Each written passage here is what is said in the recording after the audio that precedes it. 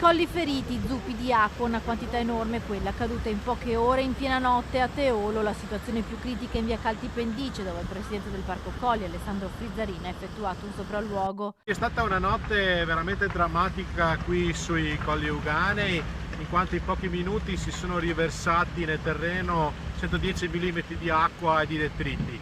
I comuni più colpiti sono oltre Teolo, qui ci troviamo via Calti Pendice, anche i comuni di Galzignano, di Rovolon, di Arquà-Petarca. Ci sono 15 frane ad Arquà-Petarca, 9 a Galzignano. Strade allagate, canali in sofferenza, anche a Rovolone e Vo. A Galzignano ci sono state 9 frane, 15 ad Arquà-Petrarca, dove il comune ha disposto la chiusura di alcune vie, via Montepiccolo, via Montericco, via Palazzina, via Montebignano e via Costa. A Monselice una frana ha invaso la strada proprio dietro la Rocca e uno smottamento di terreno è finito nella piscina di una villetta. Nel comune della Rocca le scuole sono state chiuse per tutta la giornata. Decine di volontari impegnati anche nella zona delle terme, con oltre 120 chiamate ai numeri di emergenza. Consigliamo a tutte le persone che hanno seminterrati, garage, a evitare di posizionare auto, oggetti di valore all'interno